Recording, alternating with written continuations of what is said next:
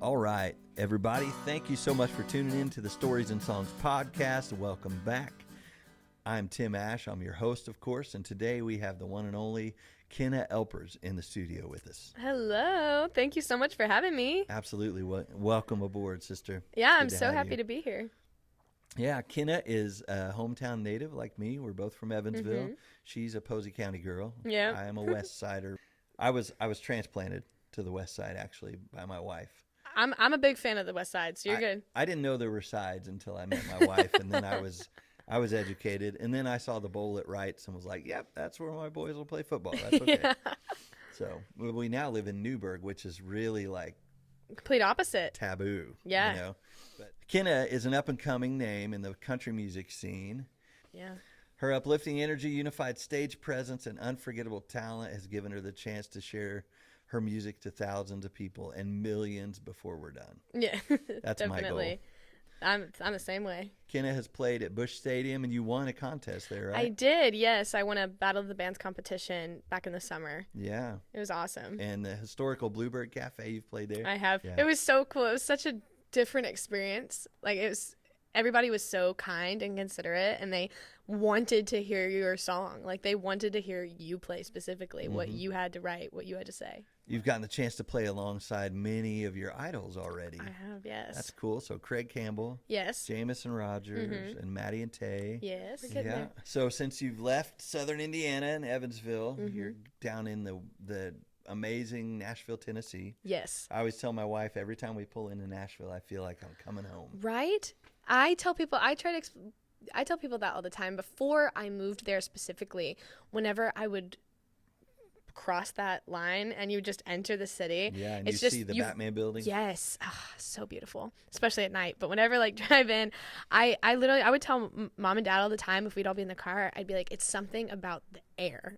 It's just it just motivates, it motivates you a little bit. Yeah. Because you enter Music City as a musician and you're just like, all right, let's get to work. Yeah. I like to give you some rapid fire questions to answer just to kind of get you ready and warmed up. My skills. So we'll get those going. Okay. All right, right off the bat, sweet or salty?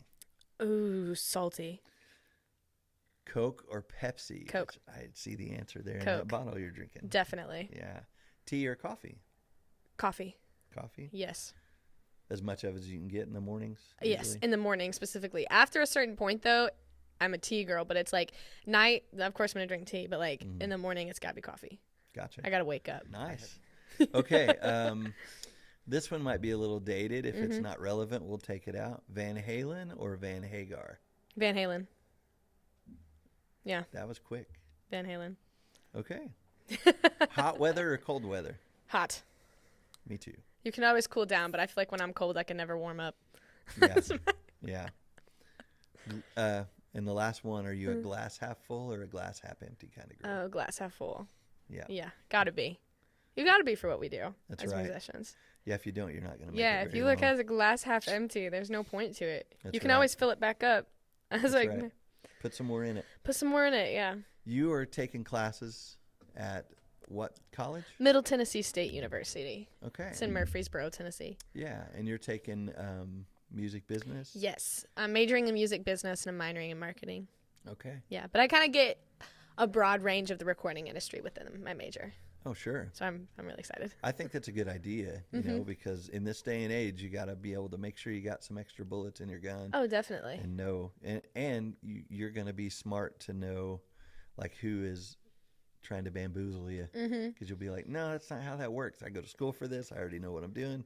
So just move on. Yeah, as even in the past couple of years, learning certain things through school, somebody will say something and I just kind of look at them, I'm like, wait, I talked about this last week. That's not right, but I'll show you, and I think another thing though, the music business is constantly changing.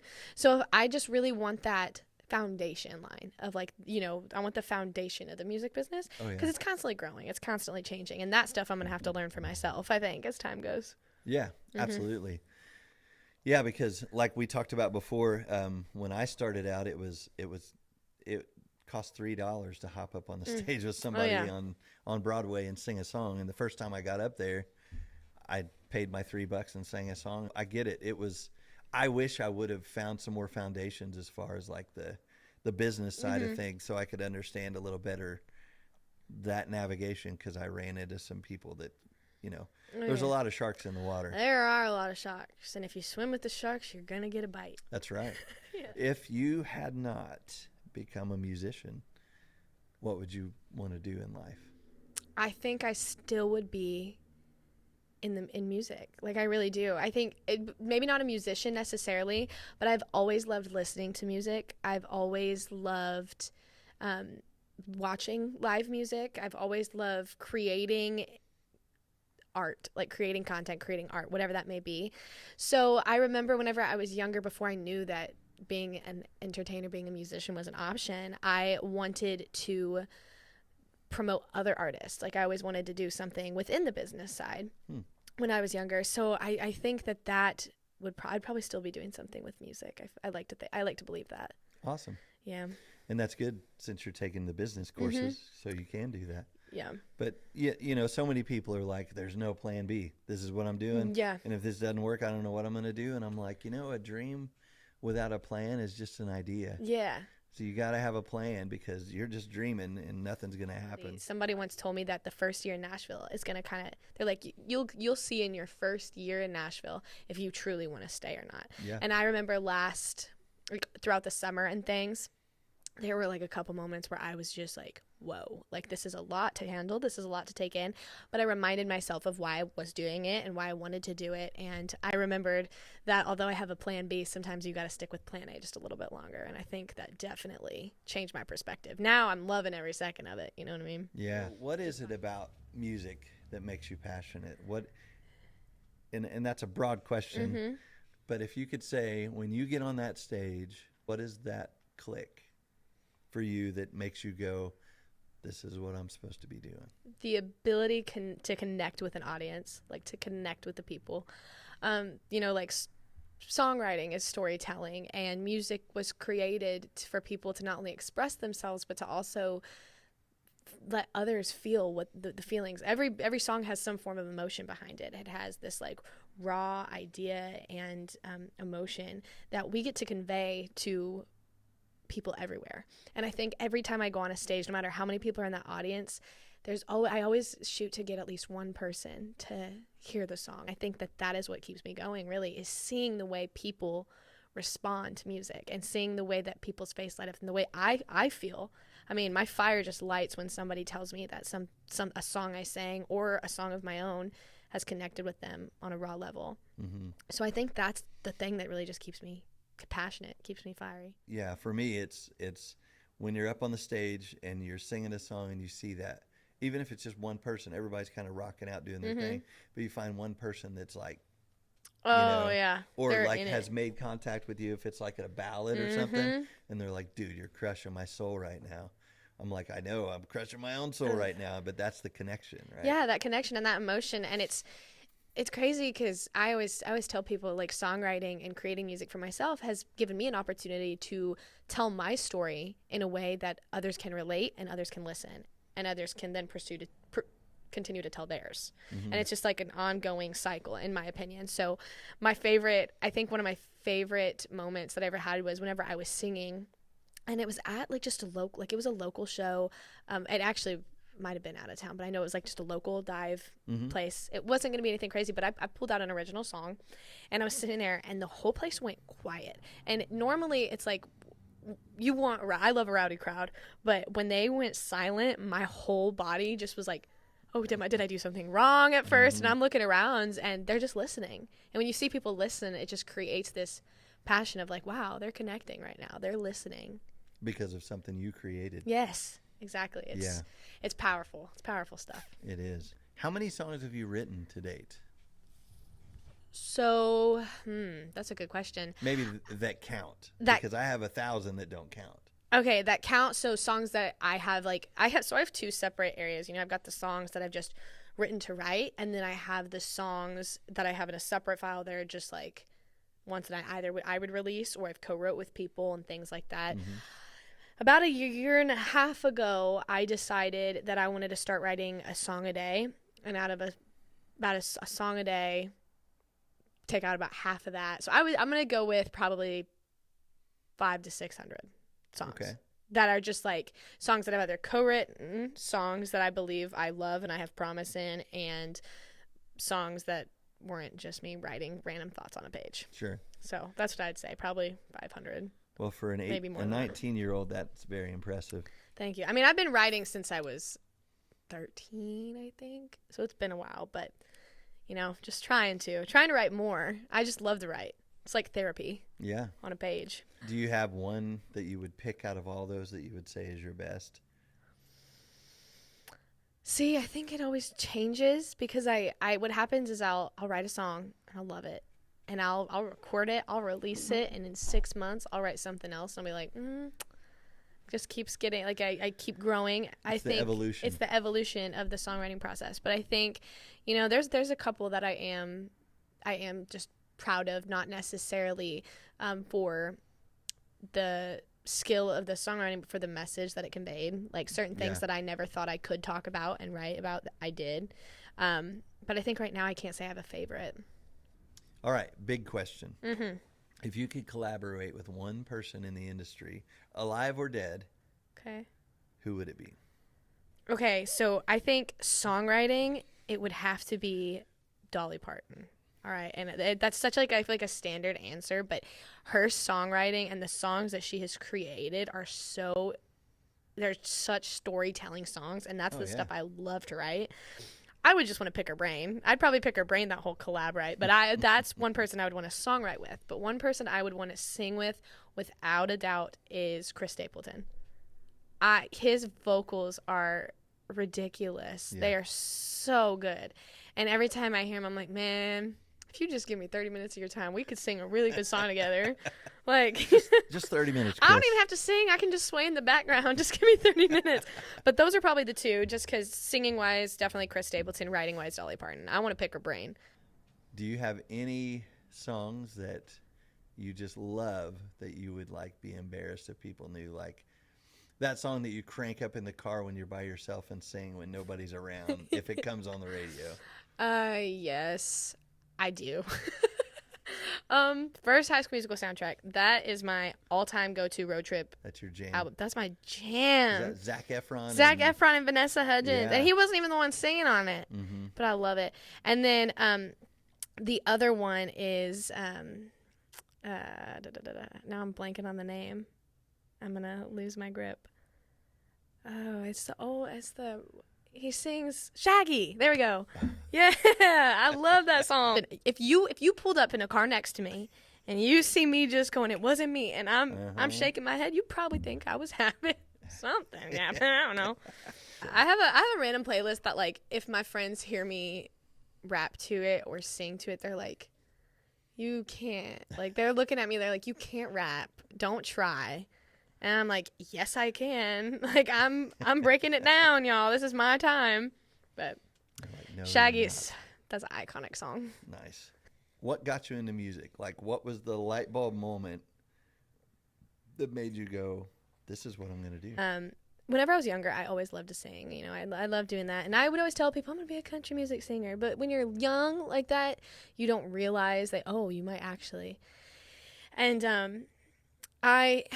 there would be times where, like, I'd make my parents sit down and I'd put on concerts for them, and they would politely be like, oh, honey, you're doing so good. And I'd be like, I'm going to be a country music singer. And they'd be like, yeah, you will, you know.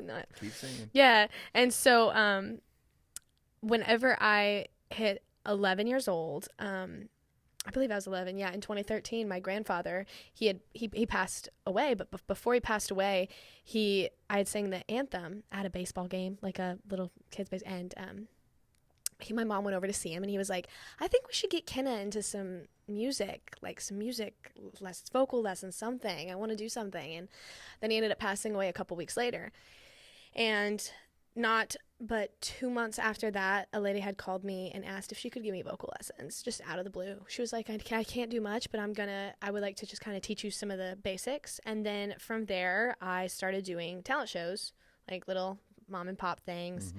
Mm-hmm. And then I got my first gig whenever I was 13. And when I saw the way people were just like enjoying it and having a good time. Something just clicked in me and I was like, yep, this is it. This is what I'm meant to do. And I think it was just kind of that validation. Like whenever it was crazy how, you know, my grandfather literally 2 weeks before had said she needs to do something. And then out of nowhere, I get a call. Like, I am meant to do this. And all through high school, you know, there were moments where everybody has those moments where it's like, oh, I just don't know if like this is for me, if this is what I'm supposed to do. But something always came back around to prove to me that it was. Mm-hmm. And so I think it's just always been there. That passion's always been there. But I think just one day it was just ignited. I woke up and I was like, all right, let's get to work. Nice. And if you had one artist that is your biggest influence or someone who influences you, who would it be? This is the best way to explain it. If you could throw Jody Messina and Janis Joplin into a pot and mix them together, that's that influence that I carried that from. Nice. Yeah. Which is such a random thought, but soup. That's just a random soup, but it's such a random soup, but it's so true. Jody Messina. I think that, that's the strangest, I guess, like, I've just always pulled from different females, and I look up to all females of country music because it's like, empowering women are like, they're a force to be reckoned with in the country music scene right now. And there are some very talented women that I know that are in either at the same level or above or even like whatever in our realm, in our genre, that just kick the behind. They are so talented, and it's like those are the people that I think I look up to the most. But as far as influence on my style specifically, I love Jody Messina's country twang and flair, but I love Janis Joplin's edge and just like, I best like that just angry kind of like vibe. Gritty country. Gritty, yeah. Yeah. What do you consider your biggest accomplishment to date? It'd probably have to be, I was opening for Craig Campbell in Lexington, Kentucky. And mind you, a lot of my music, yes, it is known by both people, but it's still kind of expanding. It's still kind of spreading out. And at this time in my life, I did not know that people knew my song outside of the realm, like outside of the standard places that I've played. Sure, the tri-state area. Yeah, like the simple area, and even like in Nashville. But I had put out my song I Hate the Rain and last January, and when I played there in March, I was on stage opening up, and I was doing an acoustic opening, like a 20-minute slot type deal. And I was on the stage, and I was singing the chorus of the song, and I was like, man, this has got some echo in this place, and not thinking. And out of nowhere, I was like, are they singing my song? And I was like, all right, like I just stopped singing, and everybody was singing it back to me. And it was like, you guys know this? Like when the song ended, I literally looked at everybody and I said, y'all know this song? And there were girls in the front, and they were like, that's you? Like, that's you singing? I was like, that's me, you know? And I think that's just one of those accomplishments where I was like, people know my music. They want to know my music. They've listened enough to memorize the song. Like that's probably my biggest accomplishment so far. What's next for Kenna Elpers? What does 2023 hold for you? The unthinkable. No, 2023. I think really, I've got goals. I've got a list of goals in a notebook sitting at home and things that I can do to accomplish that. I really want this summer I want to put out more music for everybody to hear, and I'm working on that right now. I really want to kind of expand my horizons as far as miles of which I'm traveling to play and things. But I think also it's just this, I can feel this is going to be a year of just a lot of growth within myself as an artist creatively. This is the year that I really hope to up my game creatively and really start mastering my craft of the music that I want to write, I want to create, and the music that I want to put out for people. Nice. So that's what I think people can expect, is just a lot more fresh, new sounding music. So is that a reality you hit when you got to Nashville, that you're like, all right, so in Evansville I'm pretty good and I can hold my own, and then you get to Nashville and go, oh, I kind of suck and I need to work on everything? Oh, I had a talk with a buddy of mine recently, because like, here, you're a big fish, little pond, which is not a bad thing whatsoever. It's actually really cool. In Nashville, which I knew from the get-go, I was like, I'm going to get there. It's going to be a whole new world. Like, it's going to be different. I don't think I was as ready for how different it was. People, whenever I'd come home, they'd be like, so how's Nashville? And you look at them, you're like, it's great. But deep down, like, I was scared. Like, you get kind of scared. I was 18 when I moved down there. So a year ago, whatever, 18. And I'm moving down here to a new city. I know 3 people max there that I'm like, that I'm comfortable with, that I'm trustful with, like things like that. And you're going in and you realize that there are, if you're not going to do it, there are thousands of others that are waiting for where you're at. So I had to get that in my head. And I think that once I had that mindset, it completely shifted. But I told somebody after, they said, you're big fish, little pond. I'm like, I'm a little fish in the Pacific Ocean. In the Pacific Ocean. And I'm sitting there full throttle, just, if you're not going to be willing to work, you got to, somebody else is. And I think that it's not even as like a competition thing, because we're all there to do the same thing and support each other. But that shows that you have to have drive. Like, you have to persevere and push so hard, because those people that are singing on that corner might as well take your spot in the next 2 weeks if you mess up. Yeah. Usually I say, if you had some advice that you could give to younger people just starting out, what would that be? Yeah. But what I want to ask you is, and I think I already know the answer, what's some advice that you've been given at the beginning of this journey that you're on that has helped you so far? I have been given some great advice. I think, I think everybody's kind of told me something around the same line as, stay true to like who you are as a person and as an artist, and work the hardest you can, and you will be rewarded for that. And I was actually told that by Andrea Worth from the Honeyvines. Nice. She told me, she's like, just be you. She's like, because if you stick to who you are, you're gonna thrive. And I think being reminded that it's okay to not have to be perfect, to not have to be standing there and completely conveying somebody totally different, I guess it's just thrilling to know that I'm able to be myself. And if somebody does not like that side of my music, they don't have to listen to it. But it's so exciting to know that this is a career path and a choice that I can make to be who I want to be. And so hearing her say those words, like, it's okay to be you. Like, it's okay to be, as long as you're confident. Be confident in who you are. That's right. And I think that was some advice that I got that just kind of like I'm reminded of every single day in that sense. And not only has she said that, people, my family has told me that, my mom has told me that. Yeah. Like, so many people, they've just been like, be who you are, because who you are is great. Yeah. And if somebody can't see that, then they're not worth worrying. That's very good. And that's the advice I would give you. So I tried out for American Idol like a couple of years ago or whatever, and whenever I was in front of the judges and whatnot, they were saying, I was Lionel Richie, he was saying the same thing that Andrew Worth did, that my mama did, was just be who you are. And he also kind of made the words like, be who you are. There's gonna be some people that don't like you for it. There are gonna be some people that do not care that that's who you choose to be. And he said, but instead of worrying about it and trying to change yourself, keep going, because if you keep screaming at the past, getting angry about it, you're not going to be able to get to your future. You're going to be so worried about what other people think of you.